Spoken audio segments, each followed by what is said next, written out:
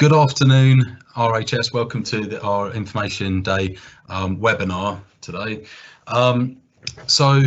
There's myself. My name's Chris Mikolovich. I'm the program lead for RHS here at Wiltshire College, Lackham, and my colleague Helen Roberts, who will also be speaking to you today about the sort of suite of different RHS courses that we deliver here at Lackham.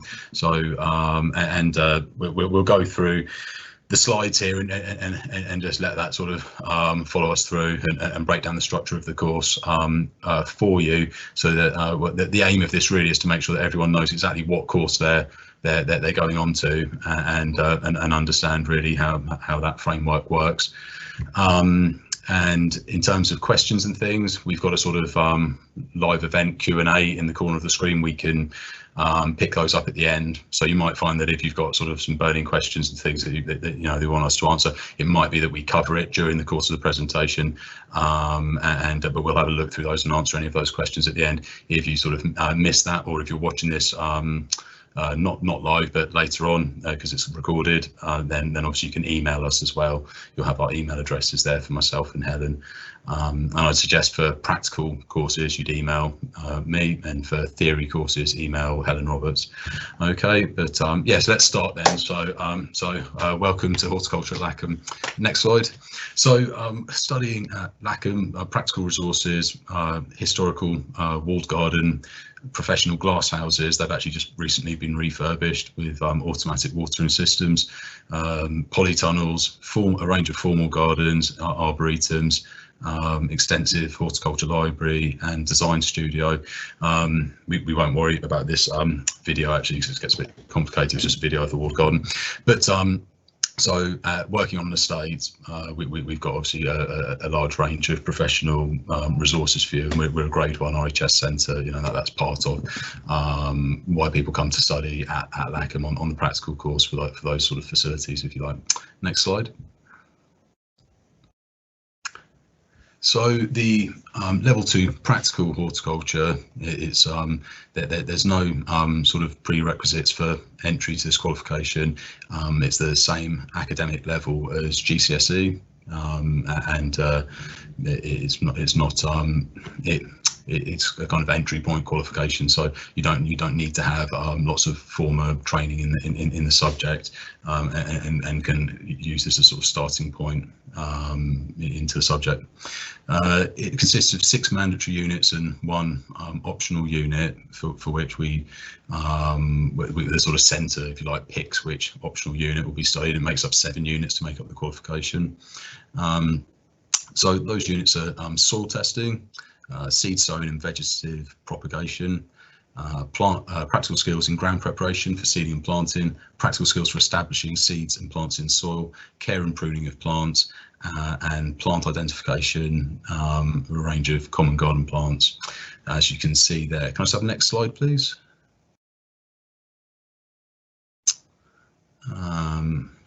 That's actually back onto the theory course. Sorry, can I have the previous slide there, and then I'll pass over. Yeah, so so we do a sustainable horticulture unit as well as the optional unit, which makes up the full qualification for studying on the in the autumn, basically. And the optional unit in the summer term, in the sort of spring summer, is vegetable growing.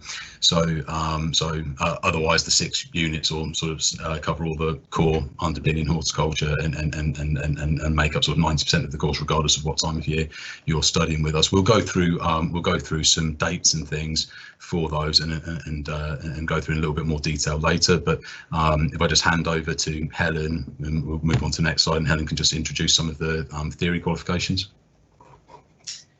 Hi everyone. I think majority of you I've probably spoken to now on the phone. I'm just going to cover in detail some of the ins and outs of the theory quals now. So there's 3 parts that make up that level 2 diploma, and of course there's the 2 theory courses that form part of that. So the first course that starts in September, on the 25th of September, is the RHS Level 2 Certificate in the Principles of Plant Growth, Propagation and Development. So this will be delivered online, and what will happen is is you will be given course content effectively each week by Wednesday evening.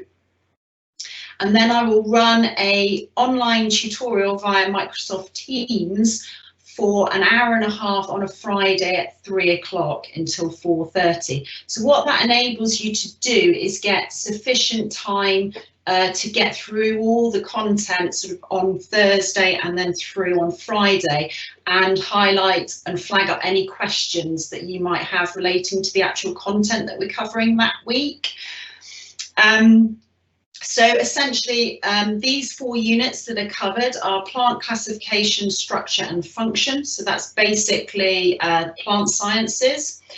Then we move on to plant nutrition in the root environment, and that's essentially soil science.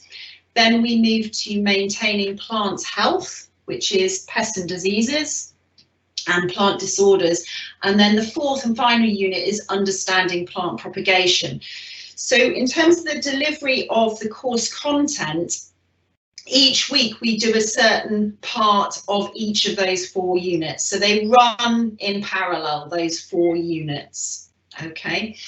One of the other things that I've had feedback from students that I've currently taught from March until now, when they're about to sit their deferred exams in September, is they would have liked to have had a little bit more time with me. So occasionally I will run additional tutorials, and these will happen on the Friday morning. I will give you plenty of advance warning if that's the case. This is where I see that students would benefit from having live tutorials. For instance, if I'm trying to explain a cross section through a plant stem. So that's for your benefit to have live kind of conversation with me, Q&A, and I can use things like a pen display where I'm drawing over slides, etc. So that's kind of the basic makeup then of that particular theory course. Can I have the next slide, please? Okay, so let's look at a little bit then about these units. Essentially, you've got those 4 units, and you will be given credits for each of those particular units. What you need to do is ensure that you essentially pass all of your units, and then you're able to get the certificate in that particular theory course.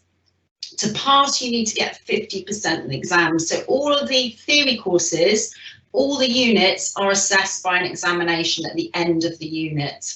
Okay, if you achieve a mark of 70% or more, then you're awarded a commendation. In order to get a commendation across the whole certificate, you need to get 70% or more in each of the units. Okay, so the examination for that will take place on Monday, the 8th of February next year, and the cost of that course is £680, as is all the others. Can I have the next slide, please?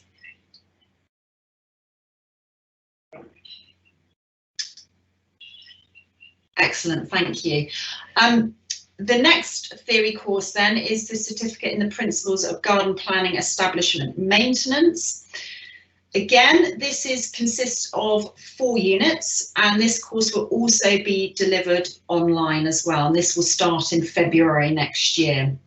So the 4 units are understanding garden features, plant selection and planning. So that incorporates things like design principles. You'll have quite a number of plants that you will need to learn about and the decorative merits of those plants. The second unit is understanding the choice, establishment and maintenance of garden plants and lawns. So again, that's a lot of plant identification in that unit. Then the third unit then is understanding the production of outdoor vegetables and fruit. So for those of you that are doing the practical course in the February, this ties in very nicely with that optional unit of vegetable growing. And then finally, the 4th unit is understanding protected environments and their use in plant propagation. So this includes glass houses, polytunnel growing, using cloches and other protected structures. Okay, next slide, please. And again, these units, they're 4 mandatory units that you have to do with a credit value of 14. You have to pass all 4 units to get the certificate, so 50% or more. And if you get 70% or more, then you're awarded a commendation. So that's a 70% each of the units. Okay, so again, you will sit examinations for each of those units, and those exams will take place on Tuesday, the 22nd of June. And again, the course fee for that one is £680. Next slide, please. Chris, I don't know if you want to be passed back to this one, or shall I carry on with this? I think we're passed back to Chris for this, so explain how the diploma works. Yeah, I've turned my unmute off, so hopefully, can I have marketing thumbs up that you can hear me? If I'm back on, yeah, that's good. There's nothing worse than seeing someone talking to themselves. Yeah, so and just to sort of reiterate, I didn't sort of say at the start that the kind of key difference between the practical course and the theory course is that the practical course is all the sort of hands-on underpinning horticulture. So it's actually all the sort of techniques, if you like, all the so the pruning units, all the different techniques of different techniques of pruning, different times of year, different types of plants, etc. And the soil testing is hands-on, doing sort of field testing and lab work and things like that. So it's kind of all the underpinning practical work. Everything's assessed on a practical basis.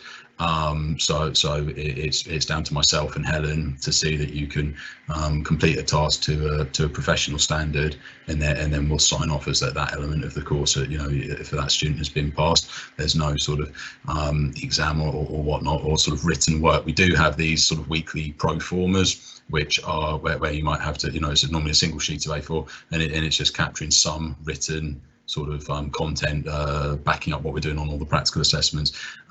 You do have the plant ident, so you're typically learning sort of 15 plants a week by botanical name as well. So there is some paperwork, but it's virtually all practical assessment. Just to be clear, the theory course is pre-COVID. It was all classroom based and then assessed in exams, and now all taught remotely, but still virtual classroom and assessed by exams. And it's very much the theory behind that. So there's kind of things that we're doing hands-on out in the garden, out in the field with the tools that we don't have necessarily. You know, we can talk about a little bit while we're doing them, but we need to sort of get on. But you can go into that in far more detail, really. There's time to do it, and that's the purpose of the theory course. And I am coming on to this slide long-winded. By the point of that is that they're actually designed really cleverly to dovetail together, so you get the sort of practical and theory links up if you do all elements of the course, and that is the full RHS diploma. So it's made up of the level 2 practical certificate, the level 2 plant growth, and the level 2 garden planning. So the 1 practical qual and the 2 theory qualifications come together, all 3 of them, to make the RHS diploma. Okay, so it's not a separate qualification, it's just what we try and do, a sort of flexible approach. So we have 2 entry points for doing the practical course a year, and we run both the theory qualifications. And you know, whether you could do the practical 1 year and then one of the theories another year, or you could do both the theory, pass with the theory exams 1 year and then come and do the practical, or do them all at the same time. Makes no difference, but effectively once those 3 qualifications are completed, RHS will send you out that diploma automatically. So that's how that works. When people talk about doing the diploma, they're talking about doing those 3 different qualifications, the practical and the 2 different theory quals. Okay, so hopefully that's clear. I know it's quite confusing, but it's been cleverly designed like that to make it quite accessible and to cover all the content that students typically want to study in the subject. So, you know, and that's why it's well recognised by employers for that reason. I don't know if I need to read through this slide. So yeah, if all the necessary units for qualification are completed, you're awarded the full diploma, and that's got the 3 qualifications list. I don't know if you can see my cursor. If I run that over here, can I have a thumbs up from marketing? If you can see, they'll see my cursor. No cursor there. I got a thumbs down. Okay, so but you can see the 3 qualifications listed there. And in terms of commendations, that's the Each of the theory qualifications, as Helen spoke about, is made up of 4 units. Therefore, it has 4 exams. Okay, because there's 2 of those qualifications, that's 8 exams in total. If you pass all 8 of those exams with more than 70% with a commendation, you can achieve the whole diploma with a commendation. Okay, that's how that works. So it's a pass-fail. It's a pass-fail qualification. Okay, it's not pass merit distinction or first 2-1 or ABC. It's pass or fail. But if you do, exceptionally well in all of the exams and you're going for the diploma, then you can get recognised with a commendation on your diploma. Okay, next slide, please.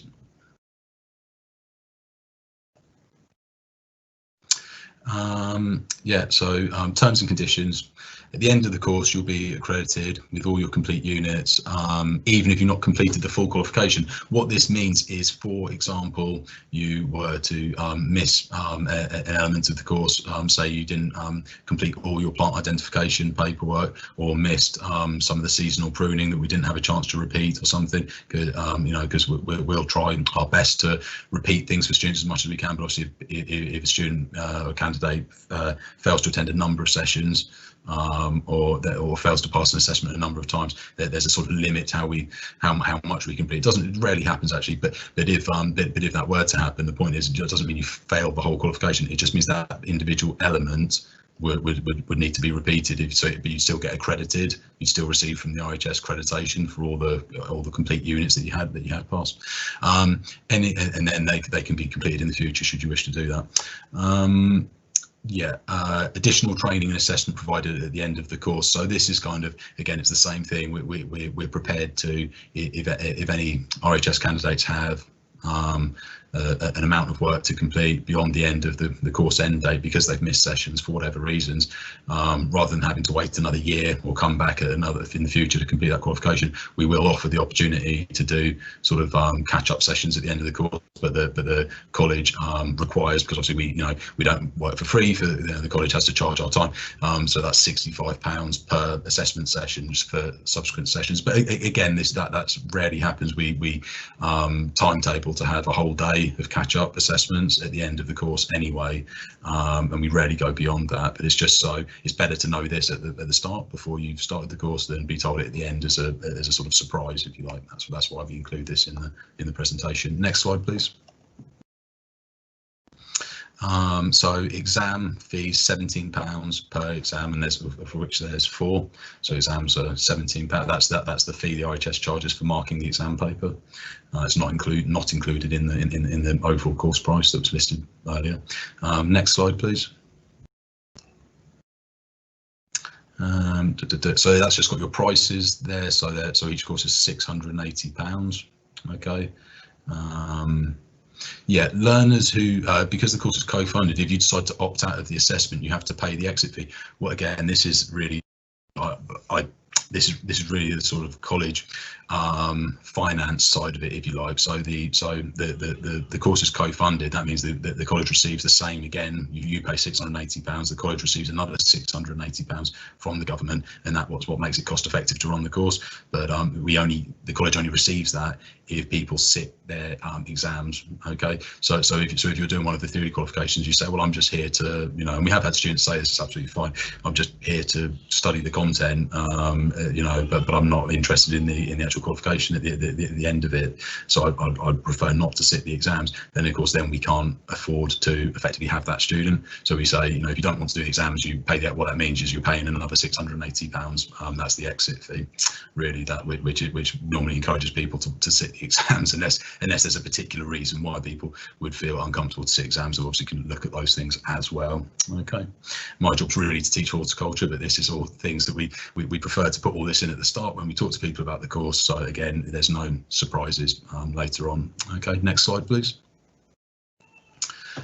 This is just a breakdown of the timings. So in that first row at the top there, you see the level 2 certificate in practical horticulture runs on a Wednesday. So we'll have 2 groups. One group runs on a Wednesday, one group runs on a Thursday. Okay, so you can see we're doing 4 courses this year. So we've got the Wednesday and Thursday running from September to February. Okay, and then the Wednesday and Thursday running from February to July. So this means that you can complete that. You don't have to have a day off work all year. You can complete the course in half that time. That's the purpose of it. It's kind of like a sort of condensed course, if you like. But we, instead of running a half day all year, we run a full day for half the year, and we run it 2 days a week. So hopefully there's quite a lot of flexibility there that allows people to access the course. And that's been quite popular. So, and it runs from 9 till 4:30, and that is at college. And you know, when you come in and start the course, you'll see that the college is kind of following all the government guided principles on sort of you know, following COVID guidelines for keeping you safe whilst at college. So that's all taught at college as normal. You'd see in the next row down, you've got the plant growth, propagation and development, okay, which is effectively the plant and soil science qualification. Runs on the Friday, so that's from September to February. So that's the one Helen's going to be delivering on a Friday online, starting from the end of this month. And then the final row there, at the bottom, principles of garden planning, establishment and maintenance, which is more the sort of garden planning, garden design qualification. It's got a lot of plant selection in there as well. That's running from on the Friday with Helen, online from February through to June. Okay, so that means if you weren't going to study both of those, then you'd be sort of studying a Friday online all year to do both theory qualifications. Okay, you've got a little bit of choice in terms of where you study on the practical qualifications. The only difference I should say between on the practical, whether you're starting in September or starting in February, is starting in February, your 7th optional unit will be vegetable growing. So you'll sort of have a veg plot. Again, the other 6 units are going to be exactly the same, taught in the same way, but obviously from the September to February course, we can't do a veg plot, you know.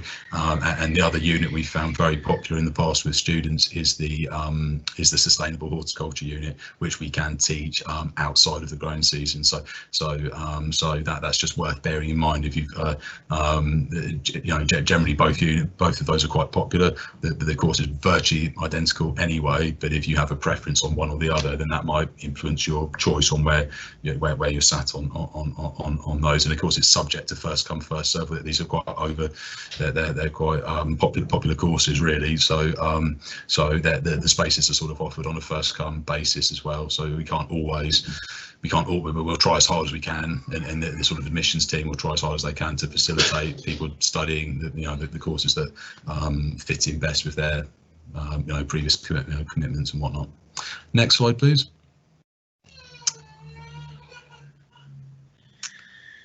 Okay, so if you've not already applied, please do so online via the college website. Apologies, there's some difficulties with the website, so applications weren't able to apply previously, but I believe that's all resolved. Once we've received your application, you'll be contacted by a member of the horticulture team, and please email Helen Roberts if you have any specific queries in terms of the theory courses or the practical. Obviously you can contact myself as well, chris.mikhailovich@wiltshire.ac.uk.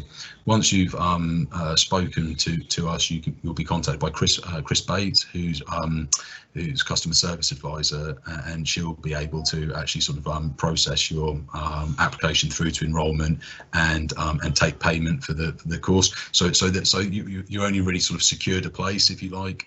It's done on a first come basis by expression of interest and application, but you only secure your place on the course once you've enrolled and the college has taken payments, if you like, for the course. That's how that works. Once you're enrolled, you'll be sent a personalised email to enable you to access your college email account. Obviously really important if you're going to be doing virtual learning, you need to be on the system from the get-go and kind of been able to access those sessions. But we also, our IT team here is absolutely on hand over the phone, walk people through that step by step to get them set up on Microsoft Teams and whatnot, so they can access all of the online teaching. So you're not left to your own devices with that. There's full support for getting you set up on there. prior to the start of your course, you'll also be sent any joining instructions as well. So that will be kind of, you know, where you're going, when, what to bring, and all of that type of thing. All right. So that's kind of where we go from here, if you like. I think I'll just, because I've talked for quite a long time there, I'm going to just pass over to Helen in case I've missed anything, and then we'll look to sort of answer any questions people have after that. Okay, thank you. Okay, thank you, Chris. Yeah, I'll just explain the exam fees. Actually, the exam fees themselves, when you actually sit them the first time, the costs are actually included in that £680. If for whatever reason you actually fail one of the exams, okay, the resit fee is about £17 to £18. It tends to go up £1 a year or so. Okay, now that £17 to £18 fee is a fee that only stands if you are still enrolled on a course at Wiltshire College. If you are not enrolled as a student, there's a processing and admin fee with you doing that resit, and that's £50. So that essentially, if you're not enrolled on a course, that will take your resit fee up to £67. So that's just something to bear in mind.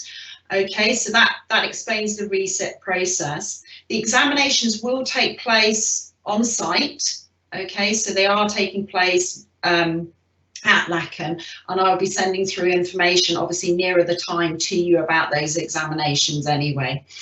In terms of spaces then on the practical course, a lot of you are sort of have made that decision and have provided us with information. Then thank you for passing to the new slide on the date that you would prefer to do. So we already know a lot of you have made that decision. There's now no spaces left available on the February courses. There's very few now on the September courses. So what I would suggest is, if you haven't yet decided, make an application online, ignore the dates that are on the website, just make the application, okay, and then you get that gets the ball rolling effectively. There's plenty of spaces left on the theory courses, okay, so bear that in mind as well, that if you can't get on the practical course this year, you might think, I actually want to do the full diploma, I'll start with the theory courses first, so then the next year I can essentially get on the practical courses. Okay, if you don't get on a space on the practical courses, effectively we'll put you on a waiting list, and that will be a first come first served basis. So that's why I'm saying the quicker you get an application in, even if spaces are filled, the higher up that waiting list you will be, and that will come then once the space becomes available. For whatever reason, someone may drop out, then we will contact you if you're sort of top of that list then. Okay. In terms of accessing then online, with the practical students that are coming in, we will be able to discuss that the day that you come to college. So don't worry too much about that yet. If you can get on the system once you're enrolled, that's brilliant. Get your email all sorted out. You can have a little play around, etc. But if you can't and you're struggling, we can help answer any queries you have when you come into college on your practical day.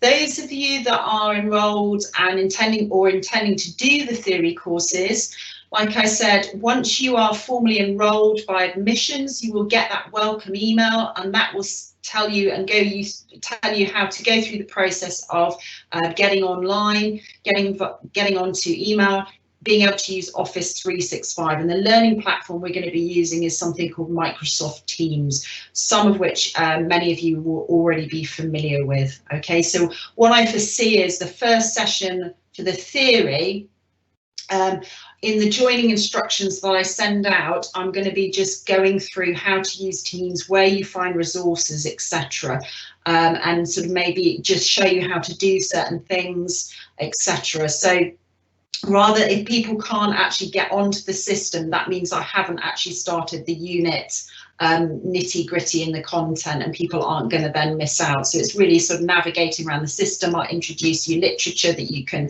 see. I'll show you where you can get onto the library catalogue system, for instance, and access to ebooks. So it's really essential that if you don't get that welcome email from admissions, that you contact IT. All that information will be made available in those joining instructions though for the theory students. Okay, next slide please, or I think that might be it. Right, okay, so this is the final slide here then. So Chris's email at the top here as programme lead. Yeah, so what I would say, he's the main contact for the practical courses, and then my contact details there, I'm the main contact then for the theory courses. Anything to do with terms and conditions, making sure that you pay, etc., is through Chris Bate, and she is the person that deals with all our RHS admin, so her contact email is on there as well. Okay. Chris, I will hand back to you now, if that's okay, and we can answer any questions that have come up. Okay. Hi again. Okay, yeah. So yeah, that's important point really. Is that really myself and Helen? It's just curriculum.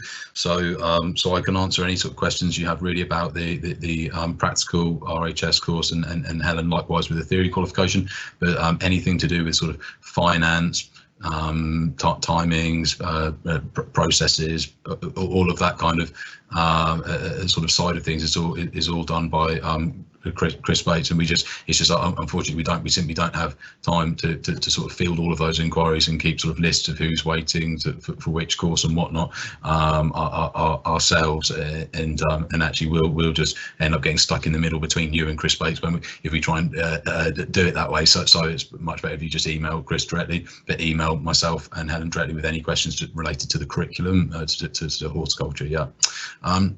So that's kind of how that works.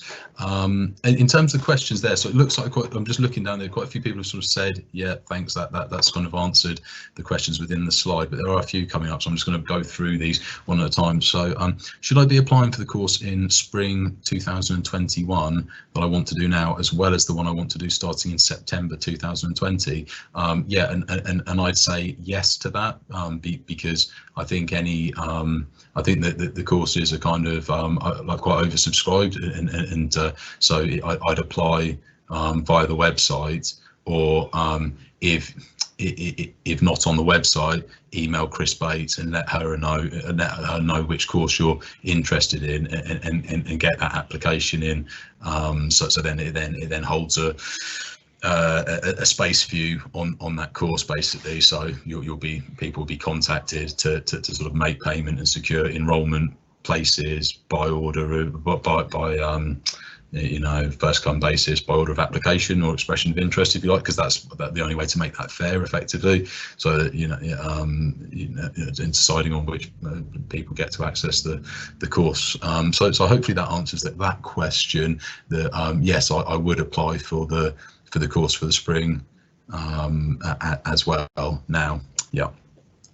Because the problem is, if you apply for it, it doesn't mean you're not committed to doing it. If you apply for that course, you're not committed to doing it or making payment for it. But if you wait till later on, there might be no spaces on it. So I'd say you're probably better off at making the application, to my mind. I'll pass back to Helen when I've answered these, in case as you saw earlier, I had a slight error there on the exam cost. So I'll pass back to Helen just to make sure that she agrees with this. There's another one here. Is there a physical open day at all? And if not, can individual visits happen? So normally we'd do a series. We'd have the college would have been open, doing a series of open days throughout the course. Throughout the year. Obviously, we've been closed due to COVID, and we're just getting sort of in the process of starting to reopen.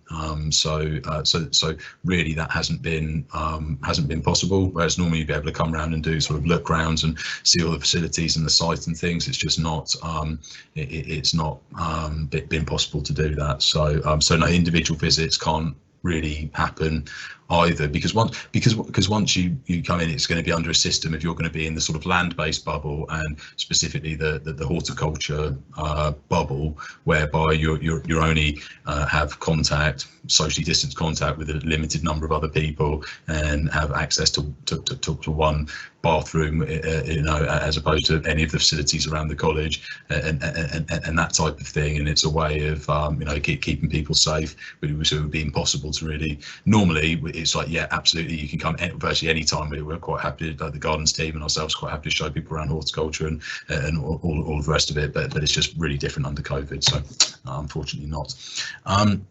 What are the career possibilities after a level 2 course? Do they need higher level qualifications in the job market? Yeah, so a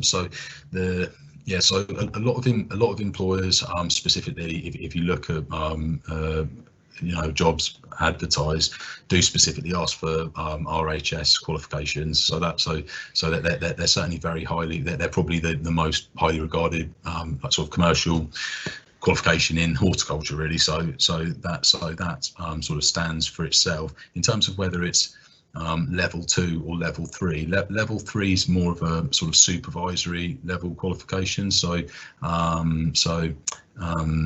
trying to think how to best describe that. So if you're already working in the industry, and you're sort of looking to advance your career, maybe sort of working as a sort of a head gardener or something like that, or applying for a head gardener job, then a level 3 course would give you that kind of more of that supervisory training that you wouldn't necessarily get at level 2, however, it's much more theory based. At level 3, even the practical course is very theory based for that reason. It's sort of like rather than learning the different techniques and skills to different aspects around the garden, it's kind of more planning, assessing the condition of those features, and producing management plans for them and things like that. Actually, imagine it's almost like preparing you to be able to sort of plan work for a team of people to carry out work and whatnot, rather than actually doing that yourself. So the long and the short of it is, I'd recommend most people to do the RHS level 2, which is a much broader qualification, before progressing on to a level 3 anyway. I wouldn't really recommend starting on an RHS level 3. The level 2 qualification is by far the most practical RHS qualification in each region of the country. So nationally, is by far the most popular horticulture qualification, really. Yeah. Of course, you can do other sort of BTEC and City and Guilds full-time horticulture qualifications at level 2 and level 3 as well, but obviously that doesn't offer you that, because they're full-time courses. They're more expensive and they take up more time, don't they? So it doesn't offer that flexibility. But RHS qualifications are certainly very highly regarded.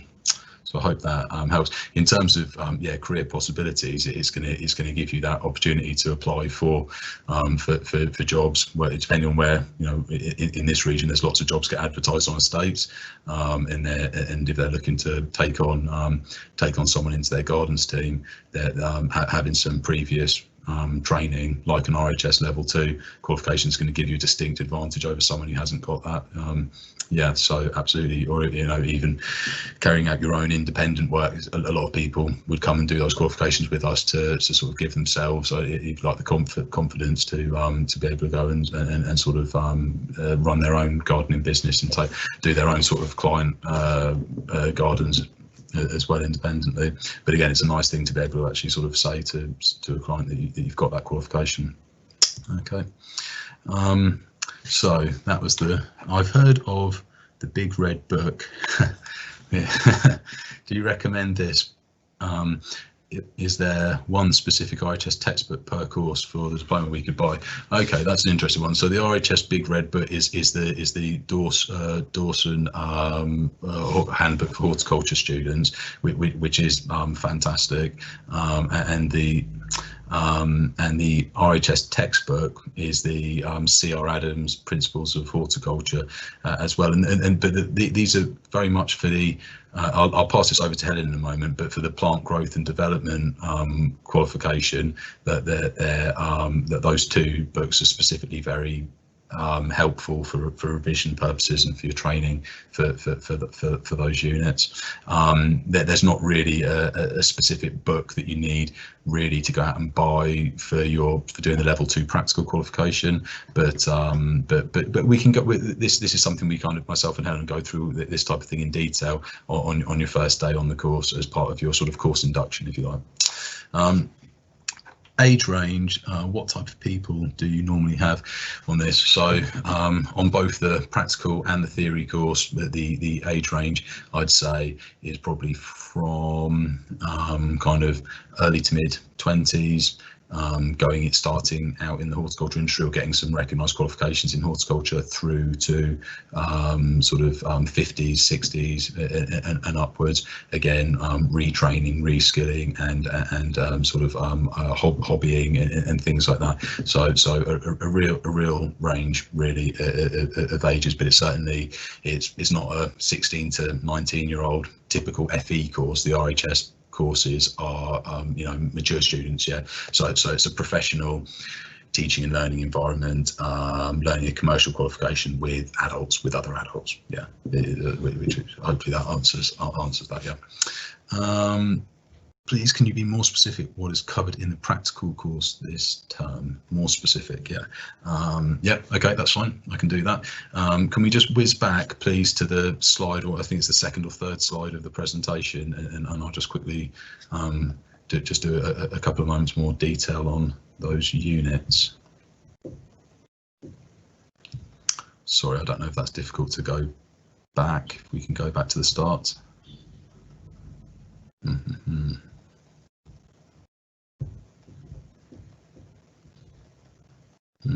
I'm going to carry on doing these questions just while that's sort of sorted out there.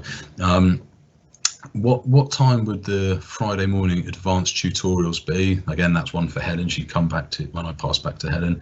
And another one for exams. Do you have to know all plant Latin's names, but by sort of like botanical name for exams? Which I can answer, and it's really yes, you do, but as far as I'm aware, it's for things like Helen's. I can see Helen waving. She wants to answer this one herself, so I'll let Helen answer that.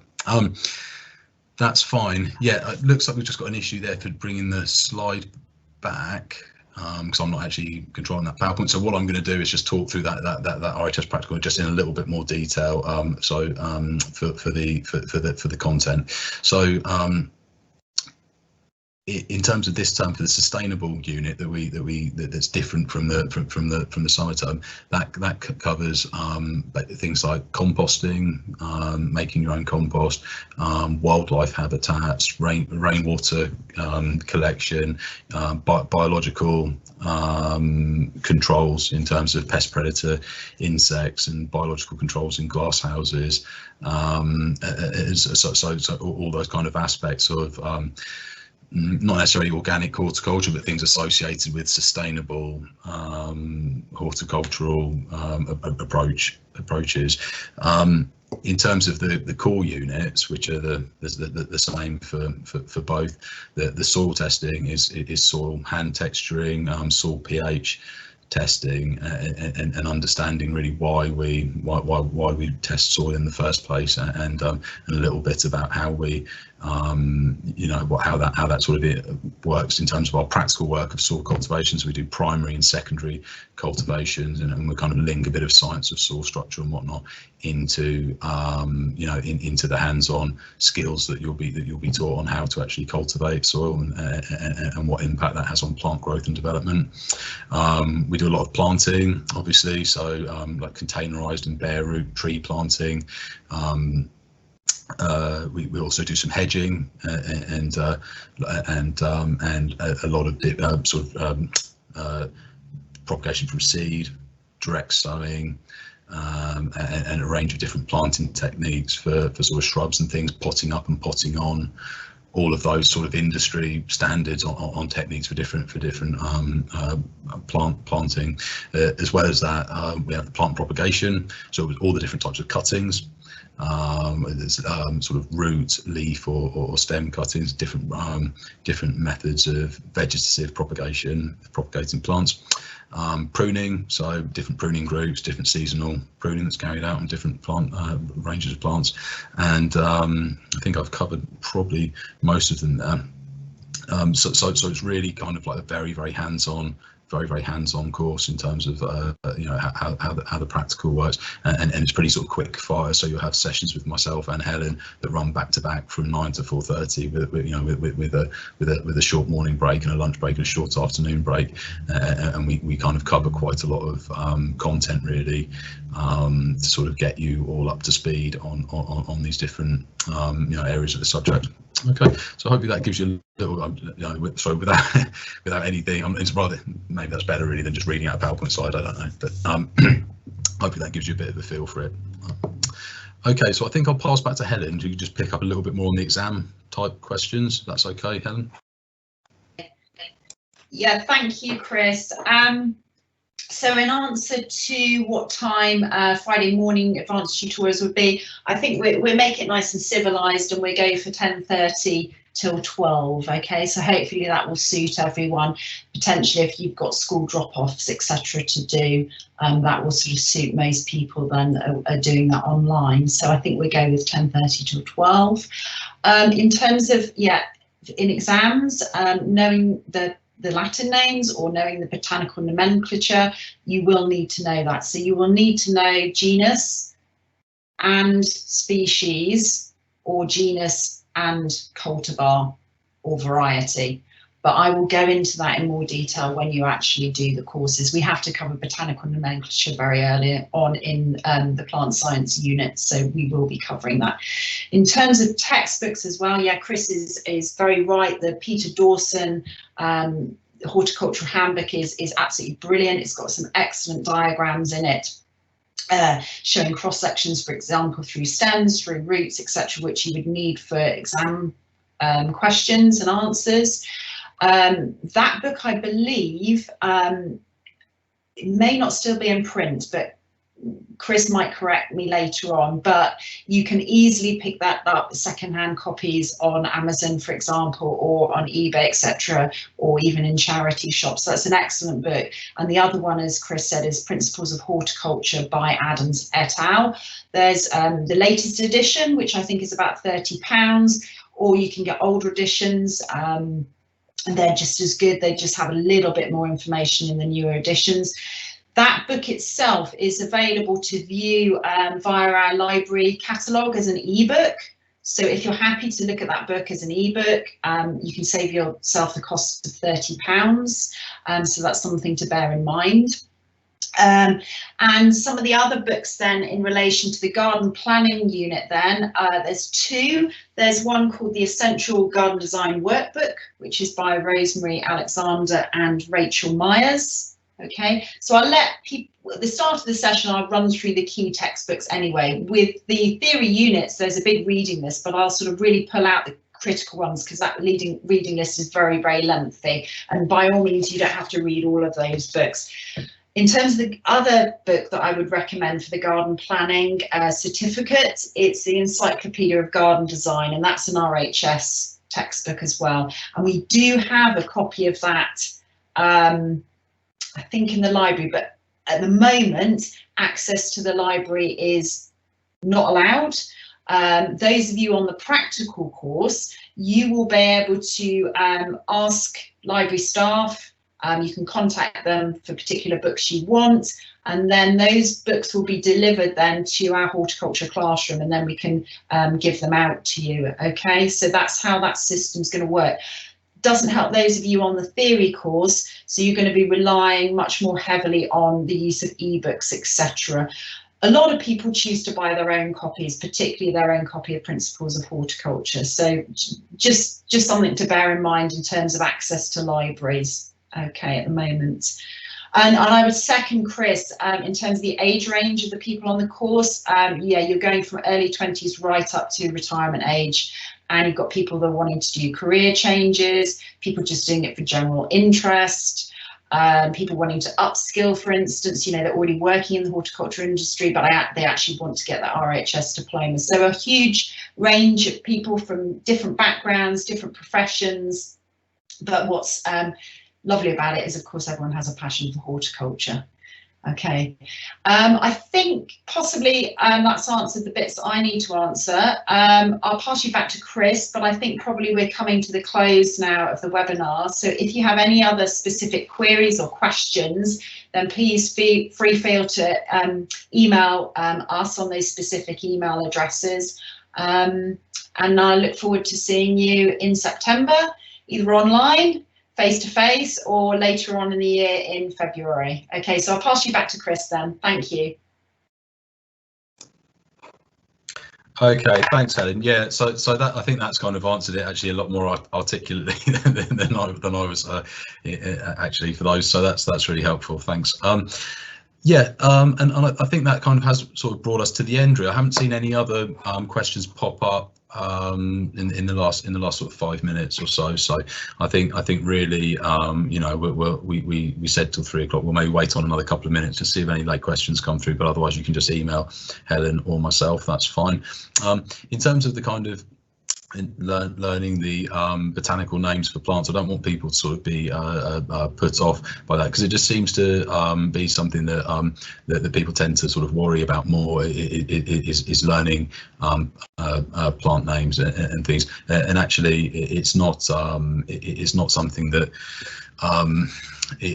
that students are going to find particularly difficult, because we sort of break that down in the way we deliver the plant identification and break that down. We try and make that as you know, really as achievable as possible. So it's just think of it as maybe learning, if you've got 10 or 15 plants to do that week, to sort of do 1 or 2 a day, and kind of keep testing yourselves on those. And then obviously, you know, if you've got out of say 15 plants, there's or say you need 10 plants but you only get 8, so you've got 2 more to get, that's fine. What we can do is we can assess you the following week and just say, can we just need those 2 plants, you know, so you'll know that it's those 2 species that you just need to learn for next week that you didn't quite get correctly, and then we'll say that's a complete assessment then.